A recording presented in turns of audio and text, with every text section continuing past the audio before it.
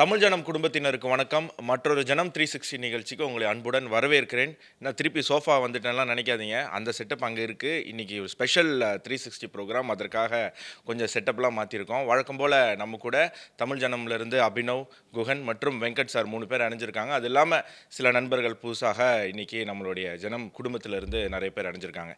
இதெல்லாம் போக ஒரு சிறப்பு விருந்தினர் நம்ம கூட இணைந்திருக்கிறார். அவர் வேற யாரும் கிடையாது, திரைப்பட இயக்குனர், தயாரிப்பாளர் திரு மோகன்ஜி சத்ரியன் அவர்கள். அவரை நிகழ்ச்சிக்கு வரவேற்போம். அண்ணா வணக்கம். வணக்கம். வணக்கண்ணே.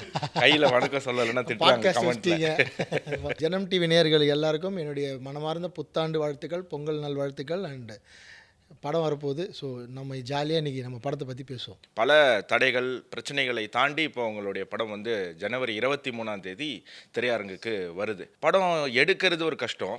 ஆனால் அந்த படத்தை வந்து தியேட்டரில் கொண்டு வந்து அப்புறம் மக்களை தியேட்டருக்கு கொண்டு வர்றது அப்படிங்கிறது ஒரு பெரிய ஒரு சிக்கலாக இருக்குது. ஸோ நீங்கள் எந்த மாதிரியான சேலஞ்சஸ்லாம் அதில் ஃபேஸ் பண்ணுறீங்கண்ணே? நான் படம் எடுக்கிறத கஷ்டமாக பார்க்குறது இல்லை பிரதர். நம்ம லவ் பண்ணி அந்த வேலையை செய்கிறோம். ஸோ ஒர்க் ரொம்ப தெளிவாக ஒர்க் பண்ணுறேன். ப்ரீ ப்ரொடக்ஷனாக ஸ்கிரிப்டில் ஒர்க் பண்ணுறப்போ அதை கரெக்டாக பவுண்ட் பண்ணி எந்த டேட்டில் என்ன ஷூட் பண்ண போகிறோன்றது ரொம்ப கிளாரிட்டியாக ஒர்க் பண்ணதால் எனக்கு படம் எடுக்கிறதுல கஷ்டமே இல்லை. ஒரு தயாரிப்பாளரை பிடிக்கிறத வேணால் கஷ்டமாக இருக்கும். ஏன்னா நான் பேசுகிற கண்டென்ட் வந்து கொஞ்சம் பெக்குலராக இருக்கிறதால தயாரிப்பாளர் பிடிக்கிறதுல கஷ்டம் இருக்கும். ஒன்ஸ் அதெல்லாமே நடந்து ஷூட்டிங் போயிட்டோன்னா அது வந்து ஒரு பிக்னிக் மாதிரி தான், தெளிவாக போயிடுவோம். எந்த குழப்பமும் இருக்காது. அதனால தான் இவ்வளோ பெரிய படத்தை நாங்கள் 31 நாளுக்குள்ளே படப்பிடிப்பு நடத்தி பெரிய விஷயம். ஒரு வரலாற்று சிறப்புமிக்க ஒரு கதையை எடுத்திருக்கீங்க. நீங்கள் சொல்கிற மாதிரி படத்தை கொண்டு போய் அதை மக்கள்கிட்ட சேர்க்குறதுலேயும் இது நல்ல படம் தான் எல்லாரையும் பொது ஜனங்களுக்கு இப்போ நம்மளை ஃபாலோ பண்ணுறவங்க படம் எப்படி இருந்தாலும் பார்த்துருவாங்க. மோகன்ஜினா நமக்கு ஒரு கொடுத்துருவாம்பா கரெக்டானு. பொதுமக்களுக்கு கொண்டு போய் சேர்க்கறதுல இருக்கிற போராட்டம் மிகப்பெரிய போராட்டம் தான். வேணும்னே வந்து எதிர்க்க ரைட்டப்ஸு ரெடியாக இருக்கும். படமே அவங்களுக்கு பிடிச்சிருந்தாலும் சப்போர்ட் பண்ணக்கூடாது அப்படின்னு ஒரு ஐடியாலஜியில் இருப்பாங்க. பிகாஸ் ஐடியாலஜி வந்து இப்போ பெரிய வார் மாதிரி இருக்குது சினிமாவில். அவங்களுக்கு பிடிச்சதை தான் நம்ம படமாக எடுக்கணும்னு ஒரு நிர்பந்தம் இருக்குது. அதை தாண்டி கொஞ்சம் நம்ம வலதுசாரி பேசுகிறோம். இறைவன் விஷயங்களை தான் சினிமாவில் இப்போ கொண்டு வரும். பழைய காலத்தில் நிறைய படம் பார்த்துருப்பீங்க. ஸோ அதெல்லாம் பண்ணுறதால சில தடங்கல்கள்லாம் இருக்குது. நிர்பந்தங்களையும் தாண்டி படத்தை கொண்டு போய் மக்கள்கிட்ட சேர்க்கறதுல ஒரு சேலஞ்ச் தான். அதுதான் என்னுடைய அடுத்த கேள்வி. என்ன, இந்த திரைப்பட இயக்குனராக வரணும்னு ஆசைப்படக்கூடியவங்கலாம் ஒரு ஜாலியான படம் எடுக்கணும், அதுக்கப்புறம் 2வது படத்தில் சூப்பர் ஸ்டாரை வச்சு இயக்கிடணும், அதன் மூலமாக ஒரு 2-3 படம் ஒரு 40-50 கோடி சம்பாதிச்சிடணும், ஜாலியாக இருக்கணும் அப்படிங்கிறதா எண்ணமாக இருக்கும். ஸோ உங்களுக்கு முதல்ல ஒரு வாய்ப்பு, நீங்கள் வந்து ஒரு சமூகம் சார்ந்த கதையை எடுத்துகிட்டு வரீங்க, அப்புறம் உங்களுக்குன்னு ஒரு ஐடென்டிட்டி கிடைக்குது. நீங்கள் அடுத்தது கமர்ஷியலாக, அதாவது கமர்ஷியல் நான் சொல்கிறது மற்ற இயக்குனர்கள் தேர்வு செய்கிற மாதிரி கதையை தேர்வு செஞ்சுருக்கலாம். ஆனாலும் உங்களுடைய 2வது 3வது இப்போ 4வது படம் அத்தனையுமே சமுதாயம் சார்ந்த கருத்துக்கள், அதுவும் நிறையா கான்ட்ரவர்சி, நிறைய பேர் எதிர்க்கக்கூடிய சப்ஜெக்டாக எடுக்கிறீங்க. ஸோ இந்த எண்ணம், தைரியம் எங்கேருந்து வருது? நான் சின்ன வயசில் பார்த்த திரைப்படங்கள் தான். நான் ரொம்ப ஜாலியான படம், காமெடியான படம்லாம் பார்க்குறத விட எனக்கு சின்ன வயசுலேயே பாக்கியராஜ் சார் படம் ரொம்ப பிடிக்கும். கொஞ்சம் வளர்ந்ததுக்கப்புறம் செல்லுமணி சார் படம் ரொம்ப பிடிக்கும். பாரதி ராஜா சார் படம் பிடிக்கும். எனக்கு கொஞ்சம் மெச்சூரிட்டி ஆனதுக்கப்புறம் தான் எனக்கு மகேந்திரன் சார் படங்கள் பார்க்க வாய்ப்பு கிடச்சிது.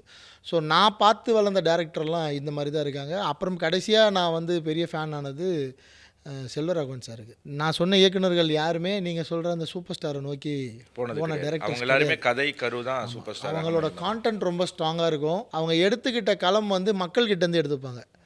ஸோ மக்களை நம்மளை சுற்றி என்ன கதை இருக்கோ அதில் ஒரு புது ஹீரோ இருப்பார், புது ஹீரோயின் இருப்பாங்க, புது மியூசிக் டைரக்டர் இருப்பார். ஆனால் படம் வந்து பெருசாக மக்கள்கிட்ட போய் சேரும். சினிமா அப்படிங்கிற அந்த ஃபீல்டுக்கு எப்படி வரீங்க? அது சின்ன வயசுலேருந்தே இந்த படங்கள் உங்களை இன்ஸ்பயர் பண்ணியிருக்கா, இல்லை வீட்டில் யாராவது இன்ஸ்பயர் பண்ணாங்களா, இல்லை வேறு ஏதாவது ஆல்டர்னேட் கரியர் யோசிச்சிருந்தீங்களா சினிமா இல்லாமல்? தாத்தா விவசாயி, அப்பா தான் முதல் தலைமுறை சென்னையில் வந்தவங்க. அவங்க வந்து டிரான்ஸ்போர்ட் கான்ட்ராக்டர். எங்களது தொழில் வந்து லாரி ஓட்டுறது தான்.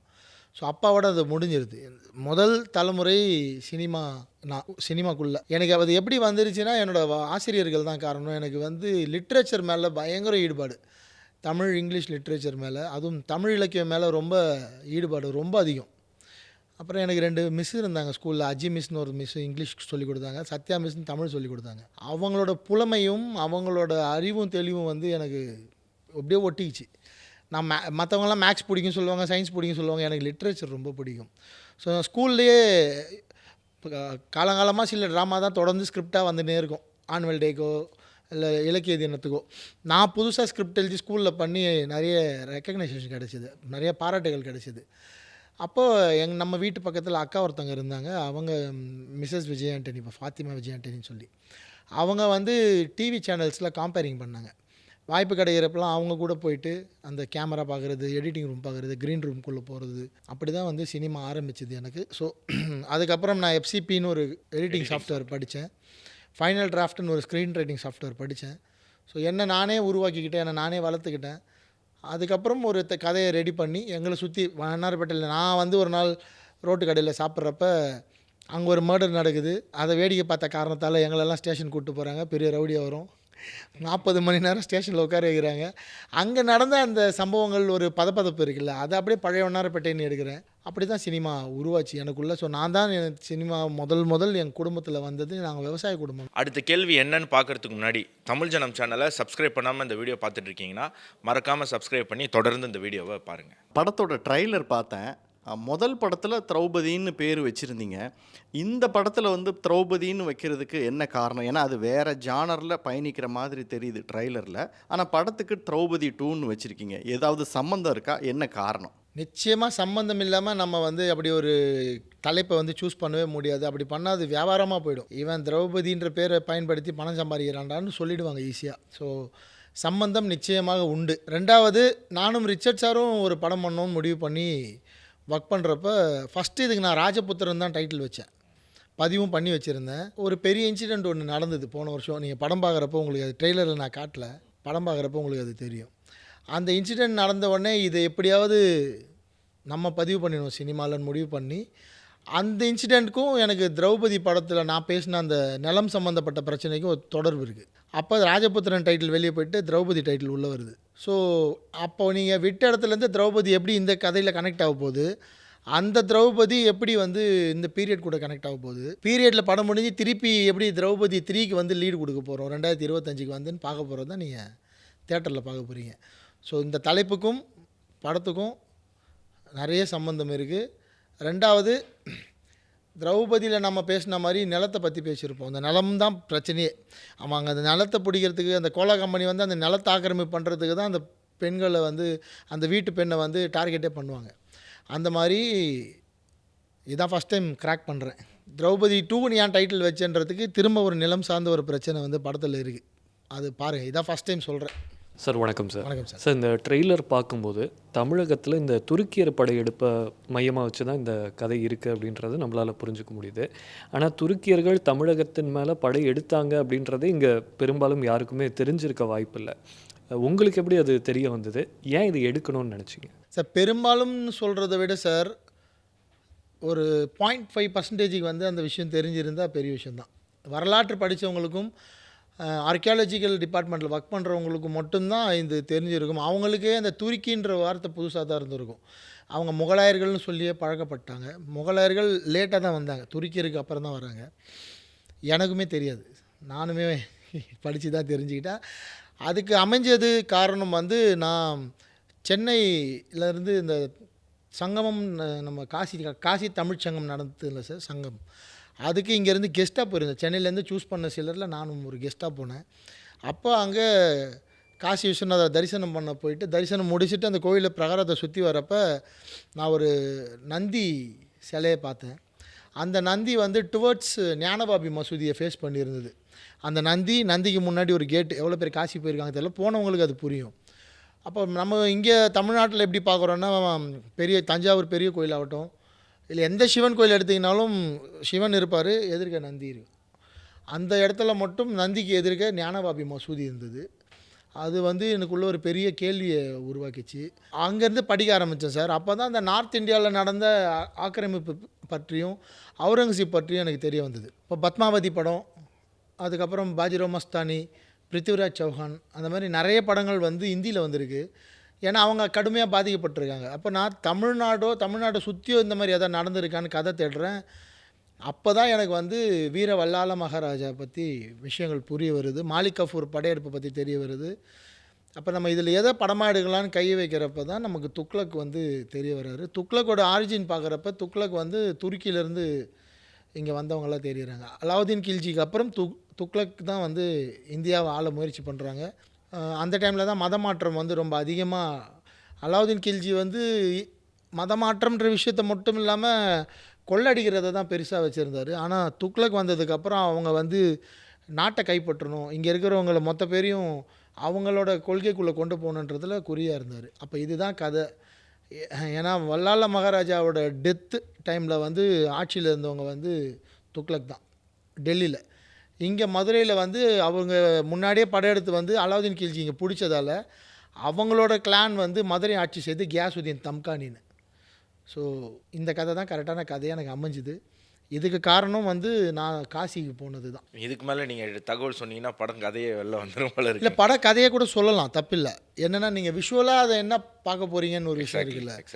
இது வந்து படிக்கிறப்ப உங்களுக்கு வந்து தூக்கமே வராது. அவ்வளோ கொடூரமாக எழுதியிருக்காங்க, அவ்வளோ கொடூரம் பண்ணியிருக்காங்க. அதில் ஒரு 5% கூட நான் படத்தில் காட்ட முடியாது. ஏன்னா நம்ம சென்சார் இருக்குது. அதை தாண்டி தமிழ்நாட்டுக்குள்ளே சென்சார் பிரச்சனையான, ஏன்னா இப்போ மத்திய அரசுக்கு நண்பராக இருக்கீங்க, உங்களுக்கு என்ன சென்சார் பிரச்சனை வந்துட போகுது? எல்லா படைப்பாளிக்குமே சென்சாரில் பிரச்சனை இருக்குது. அதுக்கு ஒரு பைலா புக் இருக்குது இல்லையா, அந்த பைலா புக் என்ன ரூல்ஸ் இருக்கோ அதை நம்ம ஃபாலோ பண்ணி ஆகணும். நிச்சயமாக. நான் எவிடன்ஸ் இல்லாமல் இப்படி ஒரு ஹிஸ்ட்ரியை கையில் எடுத்திருந்தேன்னா இன்றைக்கி நான் என் படமும் குதறப்பட்டிருக்கும். திரௌபதி படம் முதல்ல கிட்டத்தட்ட 35 வருஷமோ என்னமோ கழித்து ரீவேல்யூஷன், அதாவது இப்போது விஜய் படத்துக்கும் விஜய் சார் படம் ஜனநாயகனுக்கும் பராசக்திக்கும் நடந்தது இல்லையா, ரிவைஸ் போங்க ரீவேல்யூஷன் பண்ணுங்கன்னு. அதை நான் திரௌபதியிலே ஃபேஸ் பண்ணிட்டேன். கிட்டத்தட்ட எனக்கு ஒரு 60 நாள் ஆச்சு. நான் அதெல்லாம் ஃபேஸ் பண்ணி தான் என் மேலே அவ்வளோ கம்ப்ளைண்ட்டு அதெல்லாம் தாண்டி தான் வந்தேன். ருத்ரதாண்டவத்துக்கு வந்து கிட்டத்தட்ட 7 மணி நேரம் அவங்க கூட பேசி விவாதம் பண்ணி தான் படத்தை சர்டிஃபிகேட் வாங்கினேன். நிறைய ஃபேஸ் பண்ணியிருக்கேன். நிச்சயமாக சேலஞ்சஸ் தான் நம்மளை வந்து இன்னும் வலுப்படுத்தும். அப்படி இதில் வந்து எனக்கு கொஞ்சம் லிபரலாக கிடைச்சதுக்கு காரணம் வந்து நான் ஹிஸ்ட்ரியை கை வச்சது ப்ளஸ் வித் ஆர்கியாலஜிக்கல் எவிடன்ஸோட போயிருக்கீங்க. அப்படிங்கிறது சொல்கிறத கேட்கும்போதே சரி, நீங்கள் சொன்ன கதையை வந்து காட்சியாக பார்க்கணுங்கிற ஆர்வமே உண்மையிலே நம்மளை வந்து தூண்டுது. அப்படிங்கிறது தான் நீங்கள் சொன்ன மாதிரி ஃபேமிலி பார்க்குற மாதிரி பண்ணியிருக்கேன். இது ரொம்ப ரத்தமும் சதையும் சேர்ந்த கதை தான். நீங்கள் வந்து வந்தார்கள் வென்றார்கள், மதுரா விஜயம், அந்த மாதிரி நிறைய புத்தகங்கள் இருக்குது. அதெல்லாம் படிக்கிறப்ப உங்களுக்கு வந்து தூக்கம் கெடும். நம்ம முன்னோர்கள் வந்து இவ்வளோ பாடுபட்டிருக்காங்க, இவ்வளோ அவஸ்தைப்பட்டிருக்காங்களா, நம்ம இன்றைக்கி நிம்மதியாக கோவில் போகிறதுக்குன்னு ஒரு உங்களுக்கு தூக்கம் வந்து கெடும். ஸோ நான் படம் பார்க்குற மக்களுக்கு அவ்வளோ வலியை கொடுக்க விரும்பலை. ஆனால் ஒரு ஒரு क्वेश्चन, ஒரு கேள்வி, நம்ம வரலாறை பற்றி தெரிஞ்சுக்கணும் அப்படிங்கிற ஒரு ஆர்வம் நிச்சயமாக இது வந்து அவங்களுக்கு மிகப்பெரிய அதிர்ச்சியை தான் ஏற்படுத்த போகுது. இப்படியெல்லாம் இருந்திருக்காங்க, இப்படியெல்லாமா கஷ்டப்பட்டாங்க, நம்ம இன்றைக்கி வந்து இதை மதிக்காமல் இருக்கோம், சர்வசாதாரணமாக கடந்து போகிறோம். காலையில் 5 மணிக்கு எழுந்து கோயிலுக்கு போகலாம், நைட்டு 10 மணிக்கு மூடுறப்ப கோயிலுக்குள்ளே போகலாம். நம்ம கேள்வி கேட்க ஆள் கிடையாது. 5 பைசா செலவு பண்ணாமல் நீங்கள் போய் சாமியை கும்பிட்டு வரலாம். நம்ம வந்து சுகமாக பார்க்கணுன்னா 100 200 டிக்கெட் வாங்கலாம். ஆனால் நீங்கள் ₹1 கூட செலவு பண்ணாமல் நீங்கள் போய் கடவுளுக்கு முன்னாடி நின்று உங்கள் பிரச்சனையை வேண்டுதல் வச்சுட்டு வரலாம். அப்படி அப்போது இல்லை. அந்த 700 வருஷமாக எவ்வளோ பேர் எவ்வளோ தியாகம் பண்ணி, எவ்வளோ பேர் ரத்தத்தை கொடுத்து, எவ்வளோ பேர் உயிரை கொடுத்து, எவ்வளோ பேர் குடும்பங்களை இழந்து நமக்கு வந்து இதை கொடுத்துருக்காங்கன்றது இந்த படம் பார்க்குறப்ப புரியும். சார், இந்த துருக்கியர் படையெடுப்பை மையமாக வச்சு எடுக்கப்பட்ட படம், அதை வந்து நம்ம ஆவணப்படுத்துகிறோம். ஆனால் சில தமிழ் அமைப்புகள் ஒரு குற்றச்சாட்டு வைக்கிறாங்க சார். என்னென்னா, எப்படி துருக்கியர்கள் அந்நியர்களோ அதே மாதிரி ஹொய்சலர்களும் அந்நியர்கள் தான். அப்படி பார்த்தா நம்ம வீரம் வல்லால மகாராஜாவும் அந்நியர் தான் அப்படின்னு சொல்லிட்டு ஒரு குற்றச்சாட்டு வைக்கிறாங்க. இது அவர் மேலே மட்டும் தனிப்பட்ட முறையில் வைக்கப்பட்டதில்லை. காலமாகவே நாயக்க மன்னர்கள், விஜயநகர பேரரசர்கள் மீதும் இந்த குற்றச்சாட்டு இருக்குது. இதை எப்படி பார்க்குறீங்க? அதை நம்ம வந்து பிழைப்பு விவாதமாக தான் சார் பார்க்க வேண்டியதாக இருக்குது. என்னென்னா, வரலாறு நல்லா புரிஞ்சுக்கிட்டவங்க இன்றைக்கி இருக்க மொழி வாரியமான மாநிலமாக 14ஆம் நூற்றாண்டில் கிடையாது. இன்றைக்கி வந்து கன்னடம் பேசுகிறவங்க கர்நாடகாவும், தெலுங்கு பேசுகிறவங்க ஆந்திரா மாநிலமாகவும், தெலுங்கானாவாகவும், தமிழ் பேசுகிறவங்க தமிழ்நாடாகவும், மலையாளம் பேசுகிறவங்க கேரளாவாகவும் இப்போ நம்ம மொழிவாரி மாநிலமாக பிரிஞ்சு இருக்கும். அது வந்து வளர்ச்சிக்காக, கான்ஸ்டியூஷன் நமக்கு வந்து எல்லாமே கொடுக்கணுன்றதுக்காக ஜனத்தொகை அடிப்படையிலும் வளர்ச்சி அடிப்படையிலும் பிரிக்கப்பட்டது. நீங்கள் 14ஆம் நூற்றாண்டில் பார்த்தீங்கன்னா நம்ம வந்து ஒன்று பாரதமாக இருந்திருப்போம், இல்லை இந்துஸ்தானாக இருந்திருப்போம்.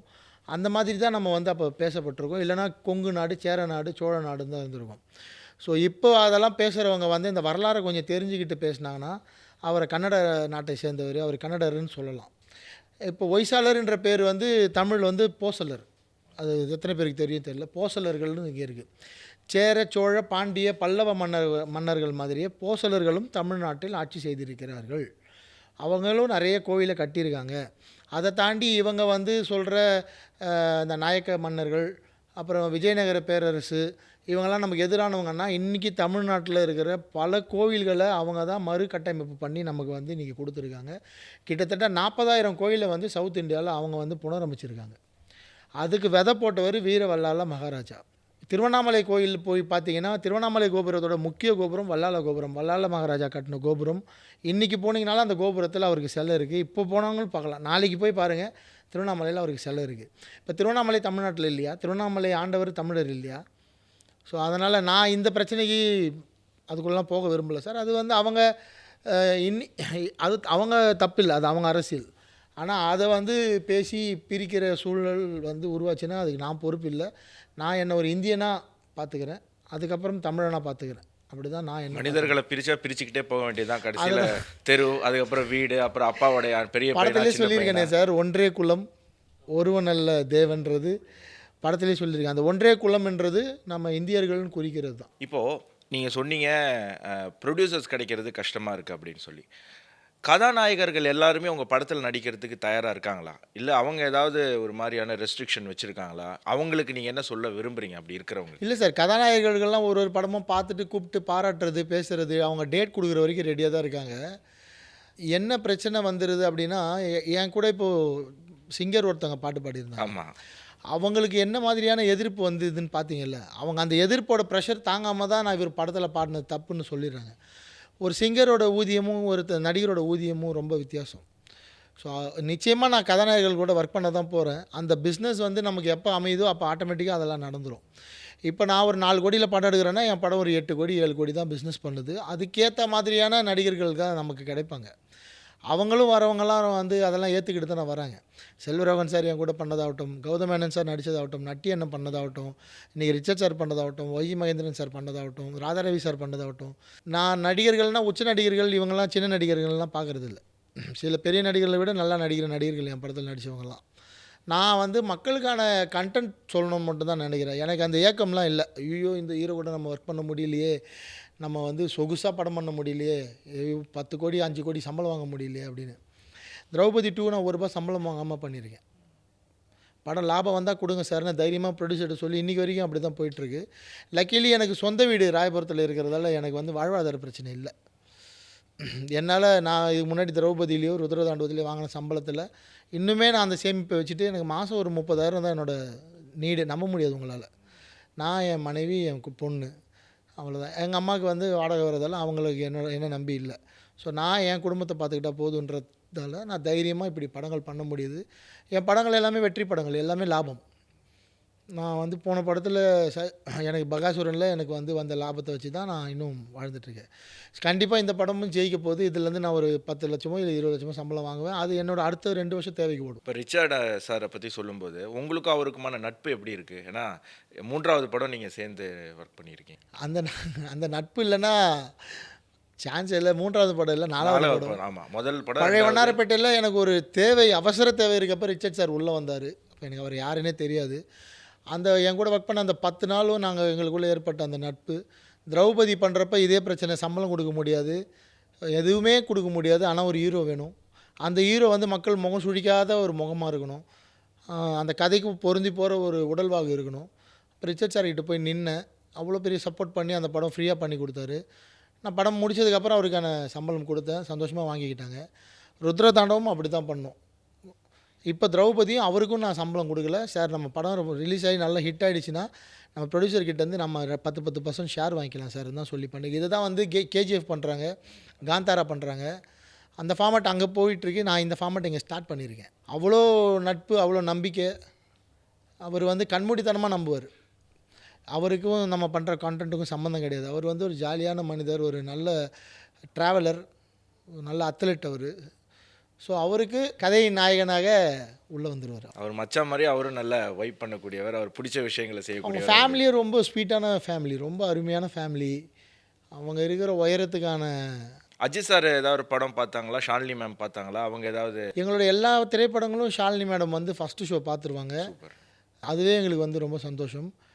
அதை தவிர இன்னும் கொஞ்சம் டீப்பான பர்சனலான விஷயம்லாம் நம்ம இங்கே சொல்லக்கூடாது, சொல்ல முடியாது. அடுத்த கேள்வி என்னன்னு பார்க்கறதுக்கு முன்னாடி தமிழ் ஜனம் சேனலை சப்ஸ்கிரைப் பண்ணாமல் இந்த வீடியோ பார்த்துட்டு இருக்கீங்கன்னா மறக்காமல் சப்ஸ்கிரைப் பண்ணி தொடர்ந்து இந்த வீடியோவை பாருங்கள். ஆக்சுவலாக நீங்கள் இதுக்கு முன்னாடி சொன்னீங்க இடம் சார்ந்த பிரச்சனை மதுரையில் நடக்கிறது, துருக்கியர்கள் இதெல்லாம் சம்மந்தப்படும்போது இது ஏதோ திருப்பரங்குன்றம் லைட்டாக டச் ஆகிற மாதிரி ஃபீல் கொடுக்குது. இல்லை, அதுக்கு எனக்கு எந்த பதிலும் சொல்கிறதுக்கு இல்லை. நீங்கள் போய் தேட்டரில் படம் பாருங்கள். அப்போ இருக்குன்னு எடுத்துக்கலாமா இல்லை? இல்லை, நீங்கள் நினைக்கிற அளவுக்கு பிரச்சனை இல்லை, ஆனால் பிரச்சனையும் இருக்குது. படம் பார்த்துக்கோங்க. நீங்கள் இன்னொரு விஷயம் சொல்லியிருந்தீங்க. இப்போது சின்மய்யா அவர்கள் சொன்ன குற்றச்சாட்டு இதே மாதிரி தான் உங்களோட முதல் படத்துடைய நாயகியாக நடித்த ஷீலா அவங்க ரெண்டாவது படம்.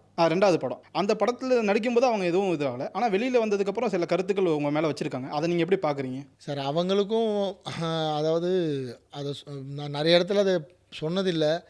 ஏன்னா அவங்க பாவம் ரொம்ப ரொம்ப கஷ்டப்படுற இடத்துலேருந்து தான் வந்திருக்காங்க. சொல்கிறேன், கேட்டார், சொல்ல வேண்டிய நிர்பந்தமும் இருக்குது.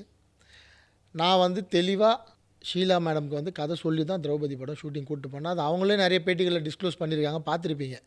அதுக்கு முன்னாடி நிறைய பேட்டிகளில் நான் இந்த கதை கேட்டோடனே நான் தான் இதை பண்ணணும்னு சொன்னேன், அவங்களே வாயாலே சொன்னதெல்லாம் கேட்டிருப்பீங்க.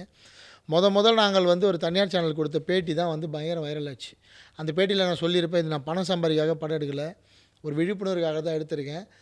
காசு செலவு பண்ணி படம் பார்க்க முடியாதவங்க டவுன்லோட் பண்ணி ஃப்ரீயாவது பார்த்துருங்கன்னு திரௌபதி நான் பேசினேன். அந்த பேட்டி அவங்க ஷீலாவும் என் கூட இருந்த பேட்டி தான். அது செம்ம வைரல் ஆச்சு. அதுதான் அந்த படத்துக்கு ஒரு பெரிய ஓப்பனிங்கும் கொடுத்தது, நான் பேசின அந்த விஷயம். அடுத்து அவங்க இந்த படத்தில் நடிக்க காரணம் அந்த படத்தில் வர கதாநாயகியோட பாத்திரம் மாதிரியே தான் அவங்க நிஜ வாழ்க்கையிலையும் அவங்க ஏதோ ஒரு வகையில் அதில் பாதிக்கப்பட்டிருக்காங்க. நாடக காதல் விஷயத்தில் ரொம்ப பர்சனலாக போகக்கூடாது, போகல, புரிஞ்சுக்கோங்க. நீங்கள் சொன்ன மாதிரி அவங்களுக்கு அழுத்தம் போயிருக்கும். அவங்க நடித்ததுக்கு வரைக்கும் அவங்க சொல்லிக்கல இந்த மாதிரி படம் நடிச்சேன்னு. படம் ரிலீஸ் ஆனதுக்கப்புறம் அவங்களுக்கு மிகப்பெரிய அழுத்தம் வந்தது. அந்த அழுத்தம் எனக்கு தெரிஞ்சுது. நான் தான் சொன்னேன், நீங்கள் வருத்தம் தெரிவிச்சுக்கோங்கன்னு. நான் தான் அவங்களுக்கு, நீங்கள் மீடியாவில் கூட போய் சொல்லிக்கோங்க, உங்கள் பிரச்சனையை தீர்த்துக்கோங்க, எனக்கு அதை நான் எதுவும் எதிர்த்து பேச மாட்டேன் அப்படின்னு சொல்லிட்டேன். பட் அவங்க பேசினாங்க, நான் அதை பற்றி எங்கேயுமே பேசலை. சமீபமாக ஒரு பேட்டி பார்த்தா அவங்கக்கிட்ட திரௌபதி டிவியில் நீங்கள் நடிக்கிறீங்களான்னு கேட்குறப்போ ஷீலா ஒரு மாதிரி அவங்க சிரிச்சிட்டே சொன்ன பதில் எனக்கு தப்பாக பட்டது. என்னடா நம்ம அவங்க ஒரு பிரச்சனையில் இருக்கப்போ நம்ம கூட நின்று நீங்கள் என்னை பற்றி தப்பாக கூட சொல்லிக்கோங்க, கதை சொல்லணும் கூட சொல்லிக்கோங்க, நம்ம அவ்வளோ தைரியமாக கூட நின்னப்பவும் இவங்க இவ்வளோ சர்வைவலாக இருக்காங்க. அவங்க ஆக்சுவலாக பிரிஞ்சுட்டாங்க, டைவர்ஸ் பண்ணிட்டாங்க, நியூஸ் பார்த்தேன். அப்புறம் பேசலை. அதுக்கப்புறமும் அவங்க இப்படி தான் இருக்காங்கன்றப்ப நம்ம இதை ஓப்பன் பண்ண வேண்டிய சூழல் இருக்குது. நான் சொல்லிடுறேன், ஷீலா ராஜ்குமாருக்கு நான் கதை சொன்னேன், பேசின சம்பளத்தை முழுசாக கொடுத்தேன். அவங்க தான் படத்துக்கு டப்பிங் பேசினாங்க, எல்லாமே அவங்களுக்கு தெரிஞ்சு தான் நடந்தது. அவங்க பேசினது கம்ப்ளீட்டாக தப்பு. எல்லா கொஷின்ஸுமே இந்த மூவி ஓரியன்டாகவே போயிட்டுருக்கு. எனக்கு ஒரு பாலிடிக்ஸ் சைட்லேருந்து எனக்கு வேணும். ஒரு பதிவில் பார்த்தோம்னா வீரப்பன் அவர்கள் சொல்லியிருப்பாங்க, நான் கேரளா சைட்லாம் போகிறப்ப மக்கள் என்கிட்ட ஆஃபன் கேட்குற கொஷின்ஸ் என்னென்னா, we love cinema, we would like to cherish cine actors, but பாலிடிக்ஸ்னு வரப்போ ஏன் சினி ஆக்டர்ஸ், பொலிட்டீஷியன்ஸ்ன்னு செப்பரேட்டாக இல்லாமல் சினி ஆக்டர்ஸை ஏன் மெயினாக மக்கள் ரூல் பண்ணுறதுக்கு தமிழ் பீப்புள்ஸ்லாம் அலோவ் பண்ணுறாங்க? எங்களுக்கும் பெரிய பெரிய ஆக்டர்ஸ் இருக்காங்க. ஃபார் எக்ஸாம்பிள் மோகன்லால் சொல்லலாம், மம்முக்கா சொல்லலாம். இவங்கெல்லாம் இருக்கிறப்ப நாங்கள் அவங்கள பாலிட்டிக்கல் சைடு விடுறதில்ல. அவங்களும் அதுக்கு ஒரு என்த்துவாக நாங்கள் அதில் பார்ட்டிசிபேட் பண்ணுறோன்னு நினைக்கிறதில்ல. But when it's comes to Tamil Nadu, it's been together sir. பாலிடிக்ஸும் சினிமாவும் பார்க்குறப்ப நம்ம எம்ஜிஆர் அவர்களை சொல்லலாம், ஜெயலலிதா அவர்களை சொல்லலாம், இப்போ விஜய் அவர்களை கூட சொல்லலாம். ஸோ விஜய் அவர்களோட அரசியல் வருகை பற்றி உங்களோட கருத்து என்ன? இதுக்கு முன்னாடி சினிமாலேருந்து அரசியலுக்கு வந்தவங்களை பற்றி உங்களுடைய கருத்து என்ன? இதை நீங்கள் எப்படி எடுத்துக்கிறீங்க அப்படின்ட்டு நாங்கள் அது நம்ம ஊடகம் அப்படி இருந்திருக்கு. நம்மளோட ஜனநாயகத்தோட 4வது தூண் ஊடகம். நிறைய நல்ல நல்ல தலைவர்கள், நம்ம படிக்க வேண்டிய தலைவர்கள் இருக்காங்க. நான் சும்மா ஒரு 2-3 பேர் சொல்கிறேன். ஜீவானந்தம் ஐயாவை பற்றி படிக்கணும். அவர் தான் தமிழ்நாட்டோட கம்யூனிஸ்டுகளோட தந்தை. சிங்காரவேலர் ஐயாவை பற்றி தெரிஞ்சுக்கணும், அவர் மீனவர்களோட தந்தையாக இருந்திருக்காரு. கக்கன் ஐயாவை பற்றி தெரிஞ்சுக்கணும். நீங்கள் விவேகானந்தர் ஐயாவை பற்றி நிறைய தெரிஞ்சுக்கணும். இப்போ நம்ம மீடியா இவங்களை யாரையுமே பற்றி பேசாமல் சினிமா மூலயமா பயங்கரம் புகழ்பெற்ற ஐயா கலைஞர் ஆகட்டும், ஐயா எம்ஜிஆர் ஆகட்டும், அம்மா ஜெயலலிதா ஆகட்டும், இன்றைக்கி விஜய் சார் ஆகட்டும், மீடியா கொடுக்குற அந்த பிம்பம் இருக்குல்ல, நம்ம மக்களுக்கு அதுதான் பெருசாக செய்தியாக போய் சேருது. கேரளாவில் இன்றைக்குமே செய்தித்தாள் டெய்லி காலையில் வாசிக்கிற பழக்கம் உண்டு. அதனால் அவங்களுக்கு நிஜ தலைவர்கள், களத்தில் இருக்கிற நல்ல தலைவர்கள் பற்றின தகவல்கள் போய் சேருது. நீங்கள் கேரளா போங்க, இன்றைக்குமே காலையில் உங்களுக்கு நியூஸ் பேப்பர் படிக்கிற பழக்கம் இருக்குது. நான் போன பேட்டியில் போன வருஷம் போன படத்துக்கு அப்போ நான் தினத்தந்தி ரெகுலராக படிப்பேன் சொன்னது இங்கே வந்து ட்ரோலாக மாற்றுறானுங்க. இவன் வந்து புத்தகங்கள்லாம் படிக்கல, தினத்தந்தி கன்னித்தீவு படித்து சினிமா பண்ண வரான். அப்படி தான் இருக்குது நம்மளோட மைண்ட் செட்டிங்க. ஒரு நாளிதழில் டெய்லி படிக்கிறதுல என்ன தப்பு இருக்குது? நம்ம தமிழ்நாடு முழுக்க உலகம் முழுக்க என்ன நடக்குதுன்னு நம்ம நாளிதழில் தான் தெரிஞ்சிக்க முடியும். ஸோ நாளிதழ் வாசிப்பை வந்து கிண்டல் அடிக்கிற நிலமையில தான் நம்ம மைண்ட் செட் இருக்குது. அதுக்கப்புறம் நமக்கு திரும்ப திரும்ப சினிமா தான் வந்து நமக்கு மிகப்பெரிய பொழுதுபோக்காகவும் இருக்குது, அறிவாகவும் இருக்குது. சினிமா மூலயமா சொல்கிறது தான் வந்து மக்கள் வந்து ரொம்ப பெருசாக எடுத்துக்கிறாங்க. அதனால் தலைவர்களையும் அங்கே தேட வேண்டிய ஒரு சூழல் உருவாயிடுச்சு. 60 வருஷமாக நம்மளை ஆண்டவங்க சினிமாவிலேருந்து வந்தவங்க. அதனால் இன்றைக்கி வந்து விஜய் சார் அவ்வளோ பெரிய பிம்பமாக தெரியுறாரு. ஆனால் இன்றைக்கி நிறைய நல்ல தலைவர்கள் தமிழ்நாட்டில் இருக்காங்க. உதாரணத்துக்கு அன்புமணி அண்ணன், அண்ணாமலை அண்ணன் 2 பேருமே, அவங்க 2 பேரையுமே வந்து தமிழகம் முழுக்க கொண்டாடக்கூடிய தலைவர்களாக இன்னும் மாறலைல்ல. 2 பேருமே இன்னுமே எலெக்ஷனில் வந்து ஃபைட் பண்ணி தான் ஜெயிக்க வேண்டிய ஒரு சூழல் இருக்குது. 2 பேருமே படித்தவங்க, 2 பேருமே உலக ஞானம் பெற்றவங்க, 2 பேருமே உலகம் முழுக்க சுற்றி வந்தவங்க. அவங்களோட அறிவை பார்த்து வியக்காதவங்களே இல்லை. ஆனால் ஓட்டுன்னு வரப்போ மக்கள் யாருக்கு போடுறாங்கன்னா சினிமாக்காரங்களுக்கு தான் போய் போடுறாங்க. இப்போ இந்த படத்தினுடைய இசையமைப்பாளர்னு ஜிப்ரான் அவர்கள், அவரும் வந்து இஸ்லாம் மதத்துக்கு மதம் மாறி இப்போ தாய் மதத்துக்கு திரும்பி இருக்காரு. ஸோ அவரை எப்படி செலக்ட் பண்ணுறீங்க? இது ஒரு காரணமாக இருந்திருக்குமா? ஏன்னா நிறைய பேருக்கு இந்த கேள்வி இருக்குது. முதல் இந்த படத்துக்கு நாங்கள் சூஸ் பண்ண இசையமைப்பாளர் வந்து இசைஞானி ஐயா தான், இளையராஜா ஐயா தான். அப்போது கரெக்டாக நாங்கள் போய் கதை சொல்லி இளையராஜா சாருக்கு இந்த கதை பிடிச்சிச்சு. அவங்க ரொம்ப பாராட்டினாங்க. இது காக்கட்டியர்கள் கதை மாதிரி இருக்குது, புதுசாக இருக்கும், கண்டிப்பாக பண்ணலாம் அப்படின்னு ரொம்ப பாராட்டினாங்க. என்னோடய நேரம் அவர் கரெக்டாக இப்போ சிம்பனி பீக்கில் இருக்கார். ஒரே ஒரு விஷயம், இளையராஜா சார் இந்த மாதிரி எந்தெந்த படம் சூப்பராக இருக்குன்னு சொன்னாரோ அத்தனை படமும் பிளாக் பஸ்டர். சரி, அது மக்கள் குடும்பமாக நான் இல்லை, அவர் என்னோட கதையில் வேலை, ஒரு சென்ஸ் இருக்குங்கிறது எல்லாருமே ஏற்றுக்கக்கூடிய ஒரு விஷயம். என்னோடய வேலை திரைப்படம் செய்வது மட்டுமே. அடுத்த படத்துக்கு யோசிக்க ஆரம்பிச்சிட்டேன் நான். இதுக்கப்புறம் மக்கள் கொண்டாடிக்கிட்டோம். அவங்க பார்க்குறாங்க, அவங்க திட்டினாங்கனாலும் வாங்கிக்க ரெடியாக இருக்கேன், பாராட்டினாலும் அது அப்படியே தோளோடு வச்சுட்டு அடுத்த படம் வேலையை பார்க்க போய்ட்டுருது, தலையில் ஏற்றிக்கிறது இல்லை. ஸோ இளையராஜா சார் வந்து அப்போது சிம்பனி போனதால் இளையராஜா சார் ஒரு முடிவுக்கு வர்றாரு. நம்ம வந்து அதிக படங்கள் பண்ணக்கூடாதுன்னு சொல்லி அவர் ஒரு பட்ஜெட் நிர்ணயிக்கிறாங்க. எங்கள் படத்தோட பட்ஜெட்டுக்கு வந்து அது செட் ஆகலை. ப்ளஸ் இது பீரியட் ஃபிலிம்னால அவரோட ஸ்டாண்டர்ட் ஒன்று இருக்குது. அவர் நார்மல் மூவி ஒர்க் பண்ணுற மாதிரி ஒர்க் பண்ண முடியாது. நாங்கள் கொஞ்சம் ரெக்வஸ்ட்லாம் பண்ணி பார்த்தோம். அவர் ரொம்ப பிஸியாக இருக்கார். நம்ம 2வது மீட்டிங்கே எடுக்க முடியல. சரி, அப்போ தயாரிப்பாளர் வந்து நம்ம மீண்டும் ஒரு படம் பண்ணுறப்ப மறுபடியும் இளையராஜா சார்கிட்ட போவோம், நமக்கு இந்த படம் கொடுப்பனால இந்த படம் வந்து மியூசிக் பேஸ்டாக நமக்கு ஸ்ட்ராங்காக இருக்கணும்னு சொல்லி அவர் தயாரிப்பாளர் தான் ஜிப்ரான் சார்கிட்ட கூப்பிட்டு போகிறாரு. எனக்கு அதுக்கு முன்னாடி ஜிப்ரான் சார் அறிமுகம் இல்லை. ஜிப்ரான் சார்கிட்ட அப்பாயின்மெண்ட் வாங்கி கொடுக்குறாங்க. நான் போய் கதை சொல்கிறேன். கதை சொல்கிறப்ப நீங்கள் சொன்ன இந்த பிரச்சனை அப்போ தான் எனக்கு தெரியுது. அவ்வளோ எனக்கு தெரியல அதுக்கு முன்னாடி. ஜிப்ரான் சார் தாய் மதம் திரும்பின விஷயம். அப்போ ஜிப்ரான் சார் வந்து அவரும் தயங்குறாரு. சார், நான் இதை பண்ணால் நிறைய விமர்சனம் வரும்னு நினைக்கிறேன், ஆனால் கதை ரொம்ப பிடிச்சிருக்கு, நீங்கள் கதை எடுக்க போகிற விதமும் எனக்கு வியப்பாக இருக்குது, இந்த பட்ஜெட்குள்ளே இவ்வளோ பெரிய படம் இவ்வளோ டேஸ்க்குள்ளே பண்ணிங்கன்னா அது ஒரு பெரிய பெஞ்ச் மார்க்காக இருக்கும்னு. அப்போ நான் வந்து சொன்னேன், சார் ரகுமான் சார் சாவா பண்ணியிருக்காரு, ஜோதா அக்பர் பண்ணியிருக்காரு, அது எல்லாமே ஏதோ ஒரு வகையில் இந்த வரலாறை சொல்கிற படங்கள் தான். அவ்வளோ பெரிய மாஸ்ட்ரோ ஜீனியஸ் அவரே வந்து அந்த படங்கள் ஒர்க் பண்ணுறப்ப நீங்கள் தைரியமாக ஒர்க் பண்ணுங்கள் சார் சொன்னதுக்கப்புறம் ஜிப்ரான் சார் கன்வின்ஸ் ஆகிட்டார். நீங்கள் சினிமாக்குள்ளே வரதுக்கு நீங்கள் மைண்டாக வந்து நல்லாவே ப்ரிப்பேர் பண்ணிட்டு வந்திருப்பீங்க. ஒன்று வந்து கான்ட்ரவர்சி அண்ட் ட்ரோல்ஸ், இதை நீங்கள் வந்து ஹேண்டில் பண்ண நான் ரெடி அப்படின்னு சொல்லிட்டு நீங்கள் பண்ணுறீங்க. ஃபேமிலி அதை எப்படி சார் பார்க்குறாங்க? பர்சனலாக அதை எடுத்துக்கிறாங்களா, இல்லை நீங்கள் பண்ணுறதை பண்ணுங்கள், நான் சப்போர்ட் பண்ணுறேன், நான் பர்சனலாக எதுவும் எடுத்துக்கல அப்படின்ட்டு? என் பொண்ணும் என்னோடய மிஸ்ஸஸும் அதை வந்து ஜாலியாக எடுத்துப்பாங்க. சில டைம் வந்து கொஞ்சம் ஏன் இவ்வளோ இது இறங்கி போய் ஒன்று திட்டுறாங்க, ஒன்று பேசுகிறாங்க, நீ அப்படியாப்பட்ட ஆள் இல்லைன்னு சொல்லுவாங்க. எங்கள் அம்மா பயங்கரம் கோவம் வரும். எங்கள் அம்மாவுக்கு வந்து யாரா இவன், ஏன்டா இப்படி பேசுகிறான் அப்படிலாம் பேசுவாங்க. ஏன்னா நாங்கள் இந்த சினிமாவில் சொல்கிற மாதிரி நான் வந்து ஜாதி சார்ந்த மனிதர் கிடையாது. நான் சென்னையில் ராயபுரத்தில் பிறந்து வந்தவன். அங்கெல்லாம் நீங்கள் போய் பக்கத்து வீட்டில் நீங்கள் என்ன ஜாதின்லாம் கேட்டு, ஊருனா கிராமம்னா தெரிஞ்சிடும், அந்த கட்டமைப்பு அப்படி. சென்னையிலலாம் அப்படி கிடையாது, நாங்கள் அப்படியும் கிடையாது, அப்படியும் வளரல.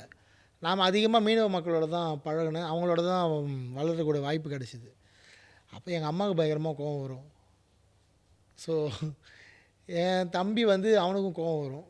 அவங்களாம் எக்ஸ்பிரஸ் பண்ணுவாங்க, இதெல்லாம் ஏன் பண்ணுறாங்க, ஏன் நீ இதெல்லாம் கேட்க மாட்டியா அப்படிலாம். என்னை பொறுத்த வரைக்கும் ஜென் நிலை தான். ஆல்ரெடி நீங்கள் சொல்லிட்டீங்க அண்ணாமலையும் அன்புமணியும் ஆல்ரெடி உங்கள் மேலே ஒரு இது இருக்குது, நீங்கள் ஒரு ஜாதிய ரீதியான ஒரு இயக்குனர்னு உங்கள் மேலே ஒரு குற்றச்சாட்டு இருக்குது. இதில் 2 கொஷின் இருக்குது. உங்களுக்கு எதிராக பார்க்கக்கூடியவராக ரஞ்சித்தை பார்க்குறாங்க. ரஞ்சித்தையும் உங்களையும் தான் ஒரே இதில் வைக்கிறாங்க. அவருக்கு கிடைக்கிற வாய்ப்பு உங்களுக்கு கிடைக்கிறதில்ல. அது ஏன்? எதனால்? சினித்துறையில் இன்னும் அந்த இது இருக்கா?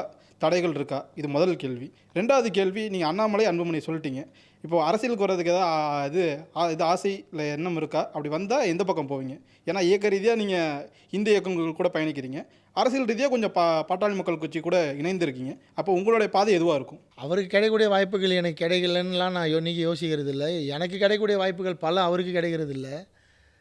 நான் எனக்கு கிடைக்கக்கூடிய நல்ல வாய்ப்புகள் எது எதுன்னு சொல்கிறேன்னா, நிறைய இயக்குனர்களை வந்து நான் கதாநாயகர்களாக மாற்றுறதுக்கோ நடிகர்களை மாற்றுறதுக்கான வாய்ப்புகள் எனக்கு அமைஞ்சுது. இப்போ 2வது பொது வாழ்க்கையில் எடுத்துக்கோங்களேன். இப்போ நான் வந்து ஒரு கோவிலுக்கு போகிறேன் அப்படின்னா, என்னை கையை பிடிச்சி உள்ளே கூப்பிட்டு போயிட்டு இந்த விஐபி தரிசனம் சொல்லுவாங்கள்ல, நான் போய் மக்களாக தான் போவேன். ஆனால் யாரோ ஒருத்தர் அந்த கோயிலில் என்னை கையை பிடிச்சி கூப்பிட்டு போயிட்டு முன்னாடினே தரிசனம் பண்ண வைப்பாங்க. நம்ம அதுக்கெல்லாம் ஏங்குற மக்கள் வந்து நம்ம கொஞ்சம் சீக்கிரம் போய் சாமி நிம்மதியாக பார்க்க முடியாது. அதெல்லாம் எனக்கு இயற்கையாகவே கிடைக்கும். அப்புறம் நம்ம ட்ராவல் பண்ணி எங்கன்னா ஊருக்கு போகிறோம்ல, இப்போ நான் இப்போ வட தமிழ்நாடு ஓகே, நான் என் சமூக மக்கள் நிறைய இருக்காங்க. தென் தமிழ்நாடுலாம் போகிறப்ப அந்த மக்கள்லாம் அவங்க வீட்டில் வந்து என்ன ஒரு புள்ள மாதிரி கூப்பிட்டு போய் அவங்க வீட்டில் சாப்பிட வைப்பாங்க. இதெல்லாம் வந்து ரஞ்சித்துக்கு கிடைச்சிருக்குமான்னு எனக்கு தெரியல. ஸோ அவங்களுக்கு சினிமா ரீதியாக பெரிய சம்பளம் கிடைக்கலாம், பெரிய ஹீரோ கூட தொடர்பு கிடைக்கலாம். அவங்க அதை கொண்டாடுறாங்க, நான் இதை கொண்டாடுறேன். நான் பண்ணுற படங்கள் மக்கள்கிட்ட போய் சேருது. நான் மக்களோட மக்களாக இருக்கேன். அவங்களுக்கு ஒரு பிரச்சனைனா எனக்கு ஃபோன் பண்ணி பேசுகிற அளவுக்கு நான் வந்து அவங்க கூட கனெக்டடாக இருக்கேன். இதை நான் ரொம்ப பெருசாக பார்க்குறேன். ஏன்னா இப்படி தான் இருக்கவும் விரும்புகிறேன். அப்புறம் நான் சொன்ன காரணத்துக்காக சொல்கிறதுக்காக 2 பேரை சொன்னேன். அப்படி இல்லை, நான் நிறைய பேர் எனக்கு பிடிக்கும். நான் சினிமா தாண்டி இந்த 2 பேரை ஏன் கொண்டாடலன்னு தான் கேட்டேன். எனக்கு நிறைய தலைவர்கள் தமிழ்நாட்டில் பழக்கம். அண்டு நான் ஏன் நீங்கள் சொல்கிற மாதிரி இந்து மத சார்ந்த இயக்கங்கள் கூட பயணிக்கிறேன்னா, என்னோட வெளியே நான் பேசுகிறது, என்னோடய ஐடியாலஜி அவங்க கூட கனெக்ட் ஆகுது. அவங்க என்னை கூப்பிட்றாங்க. யார் மற்றவங்களும் கம்யூனிஸ்ட் சைட்லேயும் எனக்கு நிறைய நண்பர்கள் இருக்காங்க. விடுதலை சிறுத்தை கட்சியிலையும் எனக்கு நிறைய நண்பர்கள் இருக்காங்க. அவங்களாம் ஃப்ரெண்டாக தான் இருக்காங்க, பேசுகிறாங்க. அதெல்லாம் வெளியே தெரியாது, எக்ஸ்போஸ் பண்ணிக்க மாட்டாங்க. ஏன்னா அவங்களுக்கும் தேவையில்லாத சிக்கல்கள் வரும். அதை தாண்டி எனக்கு அரசியல் ஐடியா இருக்குன்னா சுத்தமாக இல்லை. ஆனால் மக்களுக்கு வந்து சில தெரியாத விஷயங்களை தெளிவுபடுத்தி மக்களை வந்து ஒரு ஒரு ஒரு அரசியல் தெளிவுபடுத்தணுன்ற எண்ணம் எனக்கு இருக்குது. எனக்கு போயிட்டு ஒரு எம்எல்ஏ ஆகணுமோ, எம்பி ஆகணுமோ, கவுன்சிலர் ஆகணுமோ, ஒரு கட்சியில் மாவட்ட தலைவர் ஆகணுமோ, மாவட்ட செயலாளர் ஆகணுமோ அப்படின்ற எண்ணம் துளி கூட இல்லை. அந்த ஐடியாவே கிடையாது, 0. அடுத்த கேள்வி போகிறதுக்கு முன்னாடி அண்ணன் தான் திரைப்பட இண்டஸ்ட்ரியில் நம்ம பார்த்தோம். திருப்பரங்குன்றத்தில் புவனச்சந்திரன் ஒருத்தர் தீபம் ஏற்ற முடியல அப்படிங்கிறதுக்காக தன் உயிரை நீட்டார். திரை உலகிலிருந்து முதல் ஆள் எனக்கு ஃபோன் பண்ணி இந்த மாதிரி அவங்க எங்கே இருக்காங்க, யார், எனக்கு காண்டாக்ட் தாங்க அப்படின்னு கேட்டு அங்கே போய் அவங்களுக்கான அவரால் முடிஞ்ச நிதி உதவி, அதுக்கப்புறம் வந்து ஒரு சப்போர்ட், எமோஷ்னல் சப்போர்ட் எல்லாமே கொடுத்துட்டு வந்து அந்த தைரியம் காட்டியிருக்கக்கூடிய ஒருவர்.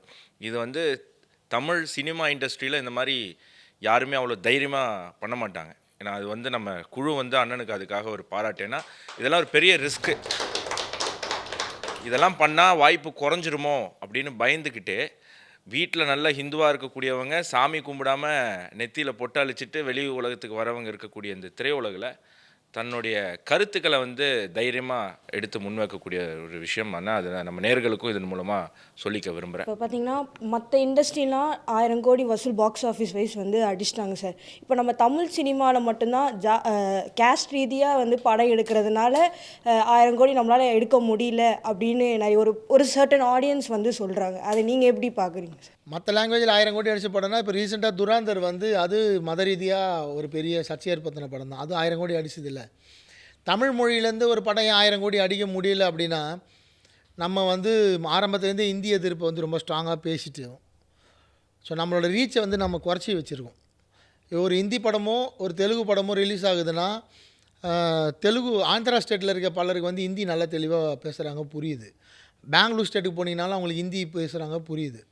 அதே வைஸ் வர்ஸா நார்த் இந்தியாவில் வந்து இவங்க ஹிந்தியில் வந்து படங்களை ஈஸியாக ஹிந்தி தெரியறதால தெலுங்கு படங்களை வந்து ஹிந்தி சாயலில் அவங்களால கொண்டு போய் சேர்க்க முடியுது. நம்ம தமிழ்நாட்டிலேருந்து தமிழில் தான் படம் பண்ணுறோமே தவிர ஹிந்தி ஆடியன்ஸ்க்கான ஒரு ஸ்க்ரீன் பிளேவாக நம்மளால் யோசிக்க முடியல. காரணம் நமக்கு மொழி புலமை கிடையாது. அதுதான் இங்கே வந்து நம்ம 1000 கோடியை தொடர்றதுக்கான இருக்க சிக்கல். இது வந்து பெரிய விமர்சனமாகவும் வரும். நான் இல்லை இந்த இருந்தாலும் விஷயத்தையே முதல்ல நீங்கள் தான் இந்த ஒரே பேசுகிறீங்க. நார்த் இந்தியா ஆடியன்ஸோட கலாச்சாரமோ அவங்க மொழியோ கொஞ்சமாவது புரிஞ்சால் தானே நான் அவங்களுக்கு பிடிக்கிற மாதிரி ஒரு படம் பண்ண முடியும். அப்போ தானே அவங்க இந்த படத்தை பார்ப்பாங்க. எனக்கு இந்தியே தெரியாது, இந்தி ஆடியன்ஸை பற்றி எந்த விஷயமும் தெரியாது, நான் ஹிந்தி படமும் பார்க்க மாட்டேன். அப்போ நான் இந்தி ஆடியன்ஸுக்கு பிடிக்கிற மாதிரி ஒரு சீன் எப்படி எடுக்க முடியும்? ஆந்திராலேருந்து அப்படி ஒரு படம் வருதுக்கு காரணம் வந்து அவங்களுக்கு வந்து மொழி புலமை உண்டு, ஹிந்தி நல்லா பேசுவாங்க.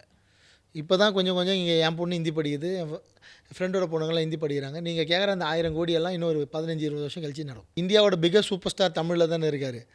அஃபெக்ட்லாம் அவருக்கு பண்ணல. ஹிந்தி தெரியும். அவருக்கு 5 மொழி தெரியும், ஹிந்தி இல்லை. அவர் பயங்கர ஜீனியஸ். அதனால தான் அவர் வந்து இந்தியா ஃபுல்லாக பயணிக்க முடியுது. இப்போ கமல் சார் ஏன் உலக நாயகன் சொல்கிறோன்னா அவருக்கும் 5 மொழி தெரியும். ஆனால் அவங்களாம் அதெல்லாம் கற்றுக்கிட்டு நம்மளை மட்டும் அதெல்லாம் கற்றுக்க சொல்லாமல் இருக்கிறாங்க. அது வந்து வருத்தமான விஷயந்தான். எனக்கு ஹிந்தி தெரிஞ்சிருந்ததுன்னா இன்றைக்கி இந்த படம் வந்து ஃபஸ்ட்டு ஹிந்தியில் ரிலீஸ் பண்ணியிருப்பேன், அப்புறம் தான் தமிழில் ரிலீஸ் பண்ணியிருப்பேன். சில நண்பர்களை சேர்த்துக்கிட்டு இந்த படத்தை 5 லாங்குவேஜில் நான் ரெடி பண்ணி வச்சுட்டேன். 23 இங்கே ரிலீஸ் ஆகிற மாதிரி 30 இல்லைனா February 6 இது வந்து இந்தியா முழுக்க இருக்க எத்தனை மொழியிலும் வரப்போகுது. கலக தான் போகிறோம் பாருங்கள். அடுத்த கேள்வி என்னன்னு பார்க்கறதுக்கு முன்னாடி தமிழ் ஜனம் சேனலை சப்ஸ்கிரைப் பண்ணாமல் இந்த வீடியோ பார்த்துட்டு இருக்கீங்கன்னா மறக்காமல் சப்ஸ்கிரைப் பண்ணி தொடர்ந்து இந்த வீடியோவை பாருங்கள். வணக்கம் சார். நேற்று ஒரு ட்வீட் போட்டிருந்தீங்க கலைப்புலி ஸ்டான் அவர்களை டேக் பண்ணி, அதை பற்றி சொல்லுங்கள் சார். ஆக்சுவலாக முதல்ல நாங்கள் January 23 ரிலீஸுன்னு தான் வந்து படத்தை வந்து பிளான் பண்ணி ஒர்க் பண்ணுது.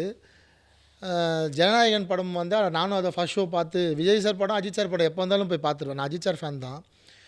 அஜித் சாரை பிடிச்சவங்க எல்லாருக்கும் விஜய் சாரை பிடிக்கும். வெளியே வந்து மேபி இதே நாங்கள் அப்படின்னு ஜாலியாக சண்டை போட்டுப்போம் தவிர 2 ஃபேன்ஸுமே 2 படத்தையும் ஃபஸ்ட் ஷோ போய் பார்ப்பாங்க.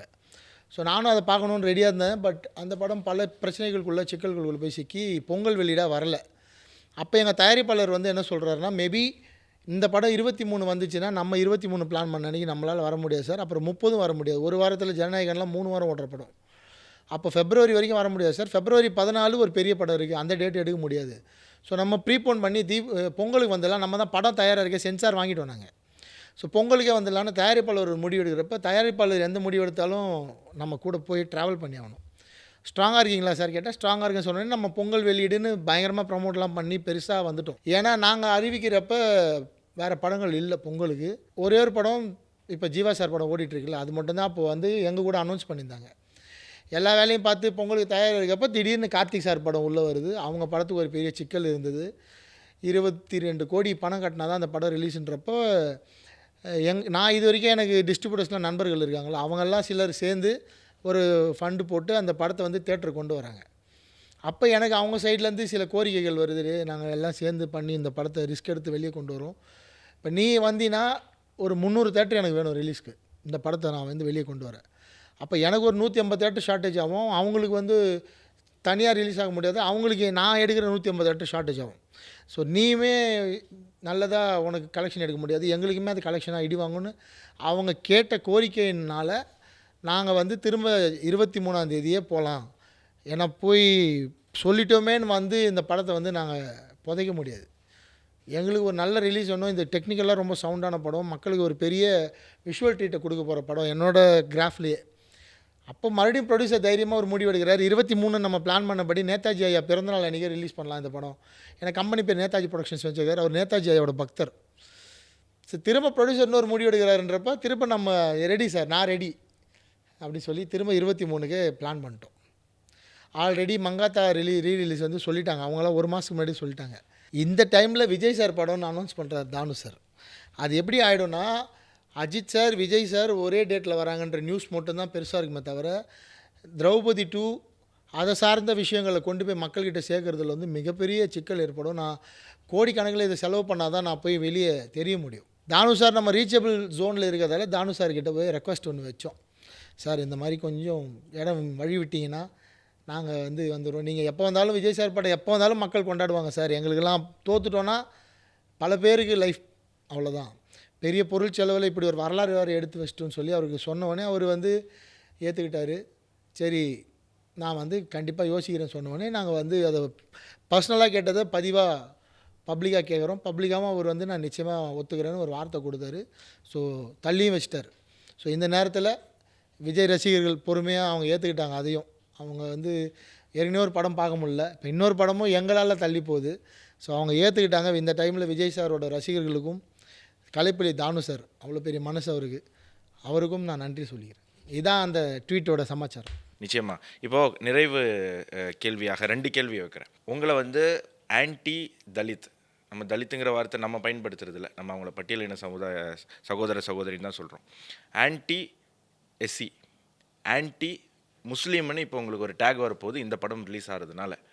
இந்த 2 குற்றச்சாட்டுக்கு நீங்கள் என்னவாக ஒரு கருத்து சொல்ல போகிறீங்க? சார், திரௌபதி படம் பண்ணதால தான் நீங்கள் சொல்கிற அந்த டேக் எனக்கு வந்தது. இவன் வந்து தாழ்த்தப்பட்ட மக்களுக்கு எதிராக படம் எடுக்கிறான்னு. ஆனால் யாருமே புரிஞ்சிக்க மாட்றாங்க. அந்த மக்களை பயன்படுத்தி இவ்வளோ விஷயங்களை செஞ்சவங்களை ஏன் அவங்களுக்கு எதிரியாக சொல்ல மாட்றாங்க, அவங்க வந்து பார்க்க மாட்றாங்கன்னு எனக்கு புரியவே இல்லை. நான் வந்து ஒரு விழிப்புணர்வு தான் சொன்னேன். உங்களை இப்படி பகடக்காயாக பயன்படுத்தி சில குடும்பங்களுக்குள்ளே உங்களை ஊடுருவ வச்சு தப்பு பண்ணுறாங்கன்னு அந்த படத்தில் சொன்னது உண்மை தான்.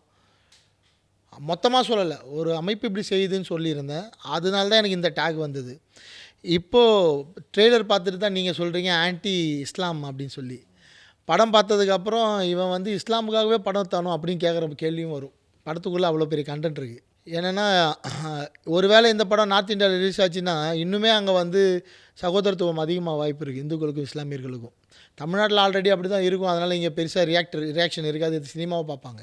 படம் பேசியிருக்கிற கருத்து வந்து வேறு, வெளியே மக்கள் பேசுகிற கருத்தும் வேறு. ஆனால் ஒரு குறிப்பிட்ட நரேஷன் உருவாகுதில்ல, அவங்க தனி. ஸோ நான் வந்து அந்த நரேஷனுக்குள்ளே பைண்ட் ஆகுறதில்ல. அதுதான் அவங்க பயமும் கூட. இவன் என்னடா எப்படி அடித்தாலும் எவனையாவது ஒருத்தரை கூப்பிட்டு வந்து ஏதோ ஒன்று பண்ணி மக்களை படம் பார்க்க வச்சிடறான் அப்படின்ற ஒரு பயம் என் மேலே இருக்கிறது உண்மை தான். நாளைக்கு நான் உங்களை ஹீரோவை போட்டு படம் எடுப்பேன், எனக்கு அதை பற்றி கவலை இல்லை. நான் அதை பற்றி பெருசாக யோசிக்கிறது இல்லை. உங்களுக்கு நடிக்க தெரியுமான்னு யோசிக்கிறது மட்டும்தான் எனக்கு நடிக்க தெரியாது. அப்போ உங்களை மாதிரி யாராவது ஒருத்தர் வராங்க, அவங்களுக்கு தயாரிப்பில் தயாராக இருக்காங்கன்னா நான் கான்டென்ட்டை ஸ்ட்ராங்காக வச்சுட்டு நான் தைரியமாக மக்கள்கிட்ட போயிடுவேன். கான்டென்ட் தான் முக்கியம் அப்படிங்கிறத நீங்கள். அதனால் இவங்க என்ன வேணால் டேக் கொடுக்கட்டும், எனக்கு அதை பற்றி கவலை இல்லை. மக்கள் கொண்டாடுற வரைக்கும் நான் இயக்குனர். மக்கள் கொண்டாடலைன்னா நான் இயக்குனர் இல்லை. அன்னையோடு அது முடிஞ்சிடும். 5வது படம் வரைக்கும் கூப்பிட்டு வந்துட்டாங்க. கிட்டத்தட்ட ஜெயிக்கிற ஸ்டேஜில் தான் இருக்கும்னு நினைக்கிறேன். படத்தோட எதிர்பார்ப்பு எனக்கு வெளியேந்து பார்க்க அப்படி தான் தெரியுது. இன்னும் 2 நாளில் திரைக்கும் வரப்போகுது. மக்கள் நிச்சயமாக எனக்கு ஒரு நல்ல பரிசு கொடுப்பாங்க தான் நம்புகிறேன். ஜெயிச்சிட்டோன்னா 6வது படம் வரப்போகுது. அதனால் என்ன டேக் வேணால் கொடுங்க. என் கூட நண்பர்களாக இருக்கிறவங்களுக்கு நான் யாருன்னு தெரியும். எனக்கு இந்த என் கேமராமேன் பேர்லாம் பார்த்தீங்கன்னா என் ஃபரூக் பாஷா தான் என் கூட 3 படம் கேமராமேன். இதுலேயுமே நீங்கள் சொன்ன மாதிரி ஜிப்ரான் சாரை தான் நான் போய் தேர்ந்தெடுத்தேன். இந்த படத்தையும் கேமராமேன் ஃபிலிப் சுந்தர் தான். முன்னாடி படத்துக்கு சாம்சிஎஸ் சார் மியூசிக் அவரை தான் என்ன பண்ணாலோ பாட வச்சேன். ஸோ நான் வந்து மத பாகுபாடோ ஜாதி பாகுபாடோ தான் ஹீரோ அது எல்லா படத்துக்கும். ஸோ நான் வந்து மத பாகுபாடோ ஜாதி பாகுபாடோ பார்க்குற ஆள் இல்லை. நீங்கள் சொல்கிறது சொல்லிக்கோங்க, குத்துறது குத்திக்கோங்க. உங்களால் என்ன முடியும்னா சில ஹீரோக்கள் என்கிட்ட வராமல் தடுக்க முடியும். அதை பற்றி கவலைப்படுற ஆள் நான் இல்லை. எதுவுமே நிரந்தரம் இல்லைன்னா உங்களுக்கு எதிராக இருக்கக்கூடிய இந்த குற்றச்சாட்டுகளும் நிரந்தரம் இல்லை அப்படிங்கிறத இந்த 360 நிகழ்ச்சி மூலமாக சொல்லிக்க விரும்புகிறேன். உங்களுடைய நல்ல எண்ணங்கள் எல்லாமே பூர்த்தியாகி உங்களுடைய 5வது படமும் மிகப்பெரிய வெற்றியாகி 6 இல்லை 60 படங்கள் நீங்கள் இயக்கணும், வெற்றி பெறணும் அப்படிங்கிறத, பொருளாதார ரீதியாகவும் சரி கலை ரீதியாகவும் வெற்றி பெறணும் அப்படிங்கிறத 360யோடைய நேர்கள் சார்பாக நான் உங்களுக்கு சொல்ல விரும்புகிறேன். எங்களுடைய இவ்வளோ நேரம் இணைந்து கேள்விகள் அனைத்திற்கும் பதிலளித்ததுக்கு மிக்க நன்றி. நானும் மக்கள்கிட்ட ஒரு கோரிக்கை வச்சுட்டு முடிச்சுக்கிறேன். இது வந்து எப்படி வந்து மராட்டியத்தில் வீர சத்ரபதி சிவாஜி மகாராஜா வந்து அவங்க வந்து தெய்வமாக வணங்குறாங்களோ, அவர் வந்து எப்படி அவங்களுக்கு இந்த தர்மத்தை, நம்மளோட சித்தாந்தத்தை, நம்மளோட கலாச்சாரத்தை காப்பாற்றி கொடுத்தாரு வணங்குறாங்களோ, அந்த மாதிரி அவருக்கு 200 வருஷத்துக்கு முன்னாடி வாழ்ந்த மனிதர் தான் வல்லால மகாராஜா. அவருக்கு துணையாக இருந்தவங்க தான் காடவரையர்கள், சம்பூரையர்கள். அவங்கள தான் இந்த படத்தில் காட்சிப்படுத்தியிருக்கேன், கதாநாயகராக மாற்றிருக்கேன். இன்றைக்கி நான் மறுபடியும் முதல்ல சொன்னது தான், இன்றைக்கி நம்ம எந்த கவலையும் இல்லாமல் எந்த பிரச்சனையும் இல்லாமல் நம்ம போய் நம்ம பிடிச்ச தெய்வத்தை எப்படி நம்மளால் போய் வணங்க முடியுதோ, நம்ம பிடிச்ச தெய்வத்தை எப்படி வந்து நம்ம கொண்டாட முடியுதோ, நம்ம பிடிச்ச மதத்தை வந்து நம்ம எப்படி செலிப்ரேட் பண்ண முடியுதோ, அதுக்கெல்லாம் காரணமாக அவ்வளோ பேர் உயிரை கொடுத்து ஒர்க் பண்ணியிருக்காங்க. உயிரை துச்சமென மதித்து சண்டை போட்டிருக்காங்க, போராடி இருக்காங்க. இல்லைனா இன்றைக்கி நான் மோகன்ஜின்ற பேரில் உங்கள் கூட பேசலாமல் வேறு ஏதோ ஒரு பேரில் இருந்திருப்பேன். ஸோ அந்த மாதிரியான வாழ்ந்த மனிதர்களோட வாழ்வியலை படமாக மாற்றிருக்கேன். நிச்சயமாக நீங்கள் போய் திரையரங்களை பார்க்கணும், உங்கள் நண்பர்களை பார்க்க சொல்லணும், உங்களோட தெரிஞ்சவங்களை பார்க்க சொல்லணும். முக்கியமாக அடுத்த தலைமுறை குழந்தைங்களை கொண்டு போய் படம் பார்க்கணும். அவங்க பார்க்குறதுக்கு ஏதுவாக தான் படம் எடுத்திருக்கேன். இது வந்து நான் ஒரு வேண்டுகோளாக வச்சுட்டு ஜனம் டிவிக்கு இந்த மாதிரி ஒரு நல்ல விஷயங்களை உங்கள் கூட பகிர்ந்துக்க வாய்ப்பு கொடுத்ததுக்கும் உங்கள் அத்தனை பேருக்கும் என்னுடைய மனமார்ந்த நன்றியை சொல்லி முடிச்சுக்கிறேன். நன்றிங்கண்ணா. நேர்களே, நம்மளுடைய கடந்த காலத்தை மறந்துட்டா நமக்கு எதிர்காலம் இல்லை அப்படிங்கிறத மீண்டும் ஒரு முறை திரௌபதி 2 மூலமாக திரு மோகன்ஜி அவர்கள் சொல்ல விரும்புகிறாரு. ஸோ அவருக்கு எல்லா வாழ்த்துக்களும் மீண்டும் ஒரு முறை நம்ம மூலமாக சொல்லிக்கலாம். தமிழ் ஜனம் சேனலை சப்ஸ்கிரைப் பண்ணாமல் இந்த வீடியோ பார்த்துட்ருக்கீங்க அப்படின்னா மறக்காமல் சப்ஸ்கிரைப் பண்ணி தொடர்ந்து நம்ம வீடியோவில் இணைந்திருங்கள். இன்னொரு நிகழ்ச்சியில் சந்திப்போம். நன்றி, வணக்கம், ஜெய்ஹிந்த்.